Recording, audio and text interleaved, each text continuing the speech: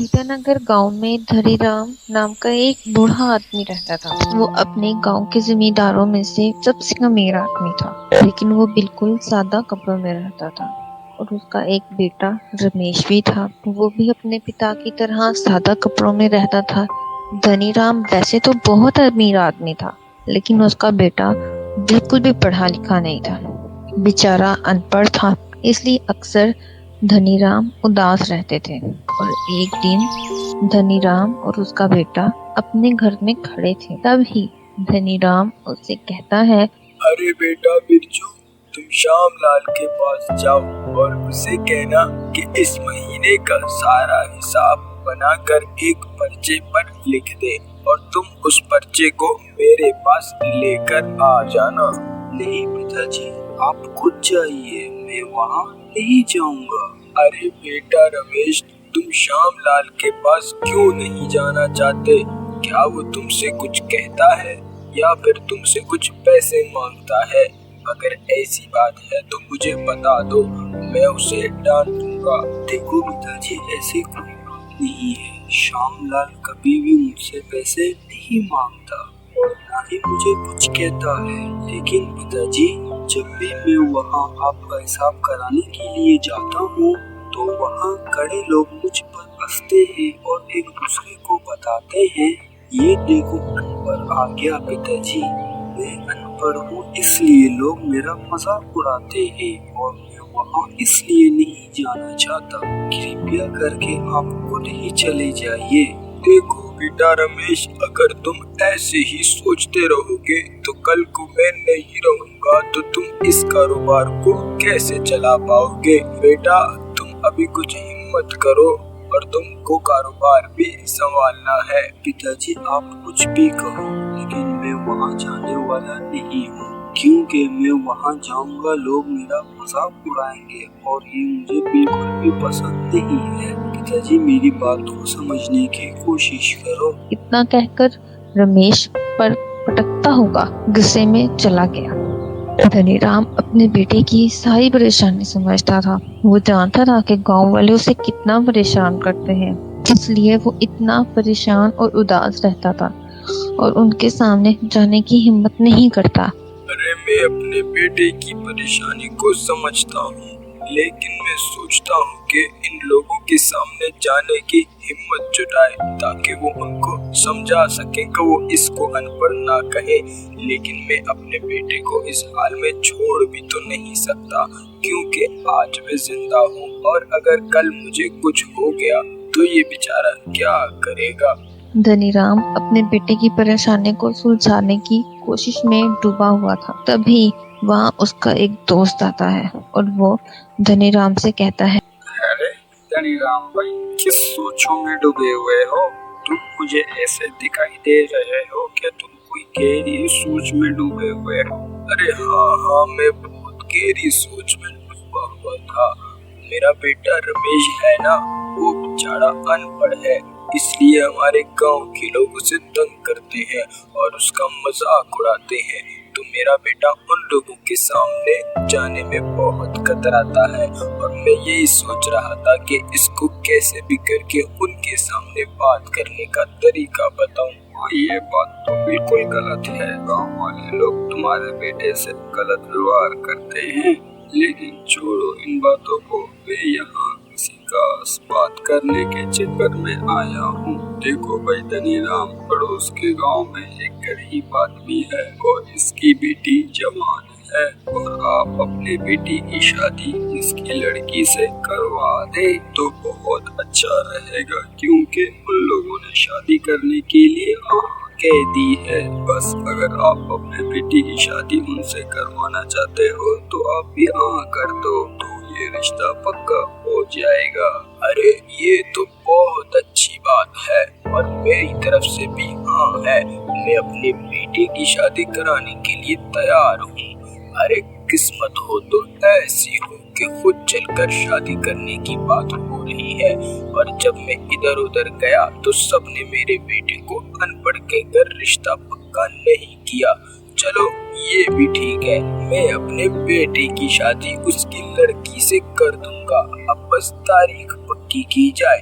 हाँ भाई ठीक है, लेकिन एक बार तुम अपने बेटे से भी पूछ लेना कि वो इस लड़की से शादी करेगा भी कि नहीं। कहीं ऐसा ना हो कि तुम शादी करने के लिए हाँ कर दो और तुम्हारा बेटा बाद में मना कर दे। और ये सब इज्जत की बातें होती हैं और इनमें बहुत संभल कर काम करना होता है भाई। हाँ भाई, ये बात तुम बिल्कुल ठीक कह रहे हो।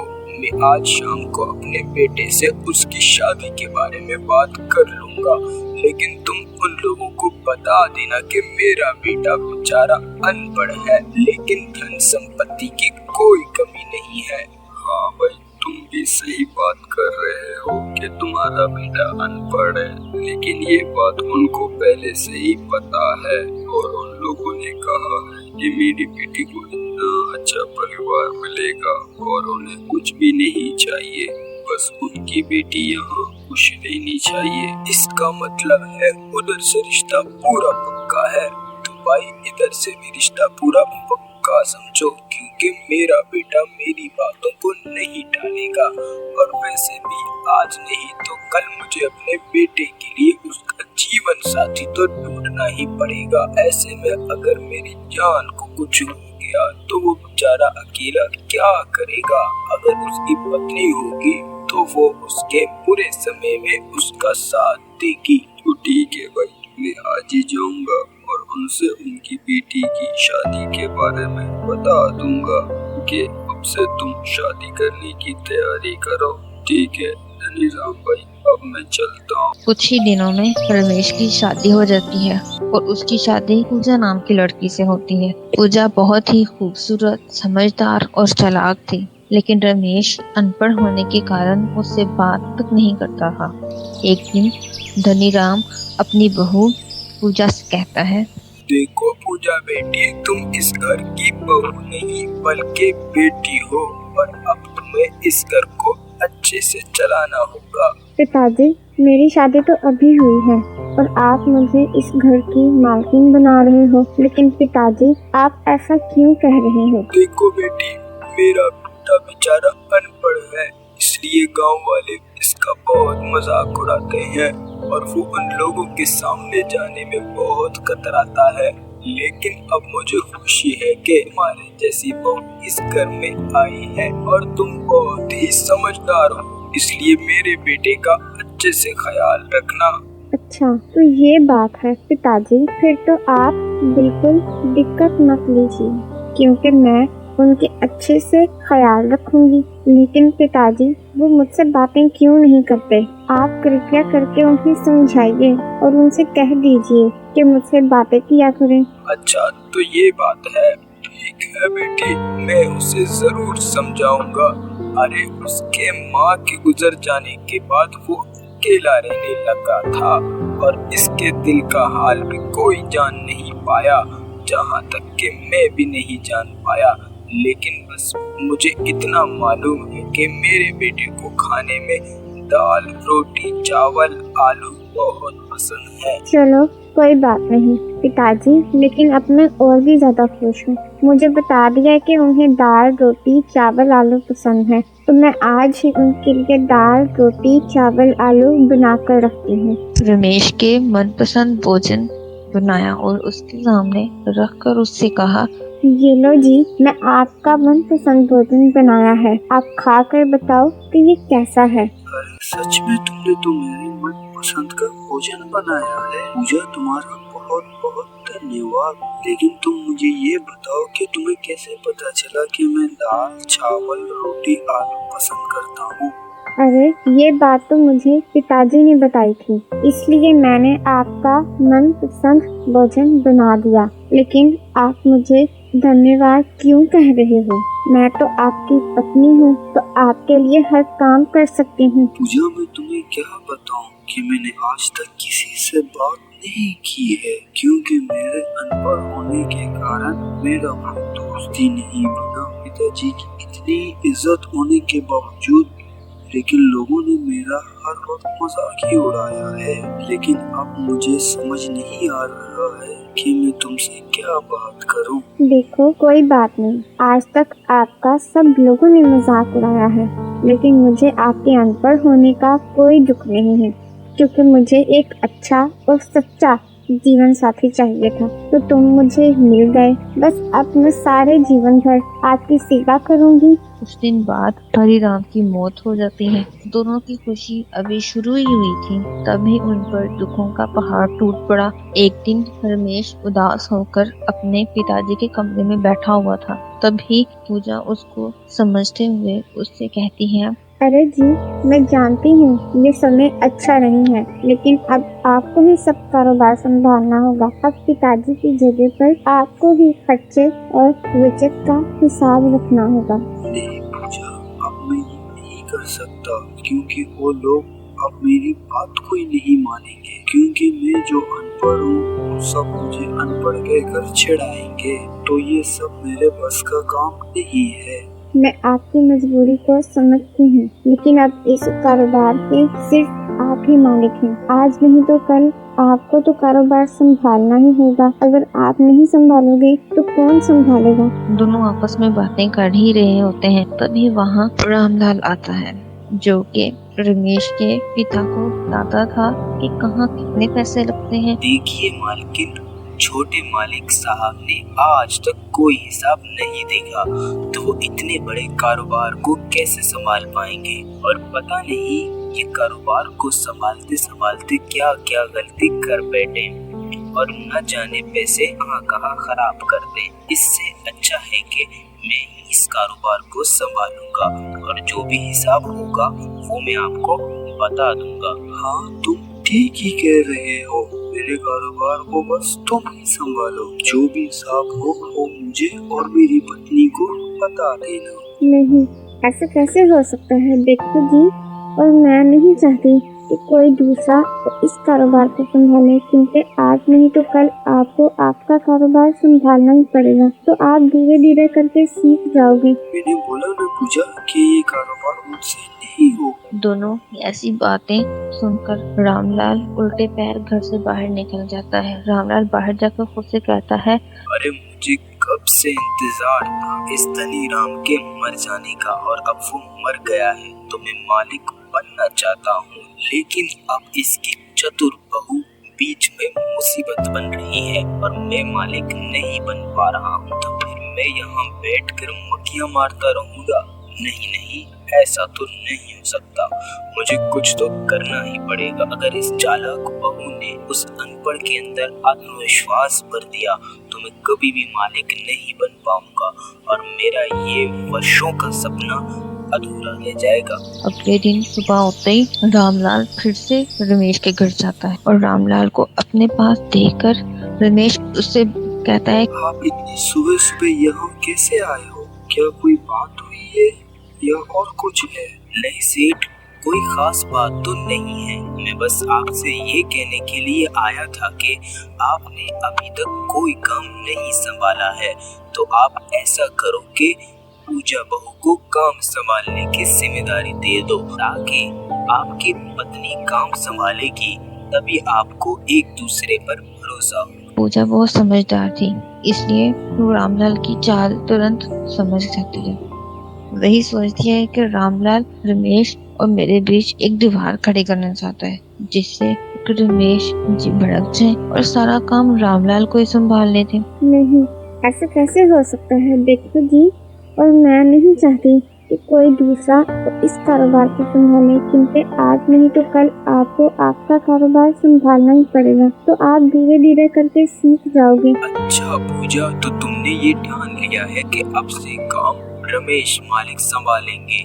चलो कोई बात नहीं, ये आप दोनों का आपसी मामला है, मैं इसमें कुछ नहीं कर सकता। लेकिन एक और बात है जिसके लिए मैं यहाँ आया हूँ। बताइए रामलाल जी, वो क्या बात है जिसके लिए आप यहाँ पर आए हैं? देखो, आपके पिताजी लोगों को कर्ज देते थे, लेकिन इस कर्ज पर वो कोई भी ब्याज नहीं लगाते थे। और गांव के लोग कल मुझे कह रहे थे कि उन्हें कुछ पैसों की जरूरत है, तो क्या आप बिना ब्याज के उन लोगों को पैसे दे सकते हो? देखो रामलाल जी, ये बात तो सरासर झूठ है, क्योंकि मैंने ऐसा कहीं नहीं सुना है कि बिना ब्याज के पैसे मिलते हैं। मालकिन, ये बात तो बिल्कुल सही है कि बिना ब्याज के कहीं पैसे नहीं मिलते, लेकिन हमारे बड़े मालिक बड़े अच्छे और नेक दिल इंसान थे।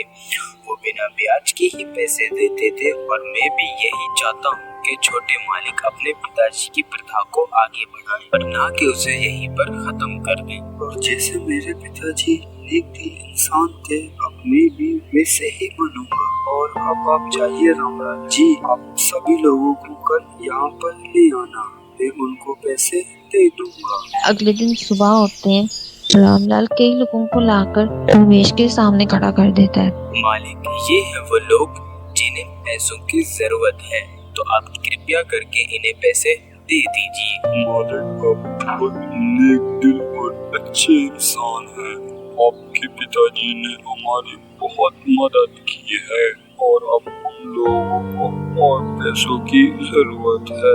मेहरबानी करके हमें और पैसे दे दीजिए। हाँ, पैसे तो आप लोगों को मिल जाएंगे, लेकिन आप लोग पहले ये बताइए कि आप लोगों को पैसे किस काम के लिए चाहिए। मालिक, मुझे अपनी पत्नी का इलाज करवाना है, शोर भाई को अपनी बेटी की शादी करवानी है और दिलीप भाई को अपना घर बनवाना है, क्योंकि कुछ दिनों बाद बारिश आने वाली है। बस हम लोगों को इसीलिए पैसे चाहिए। हाँ, तुम लोगों को पैसे तो मिल जाएंगे, लेकिन तुम लोगों को ब्याज नहीं देना होगा, लेकिन तुम्हें अपना घर हमारे पास गिरवी रखना होगा, तभी आप लोगों को पैसे दिए जाएंगे। नहीं, हम अपने घर आपके पास गिरवी नहीं रख सकते। और रामलाल, तुम तो कह रहे थे कि हम लोगों को फ्री में पैसे मिलेंगे, कोई चीज भी गिरवी नहीं रखनी पड़ेगी।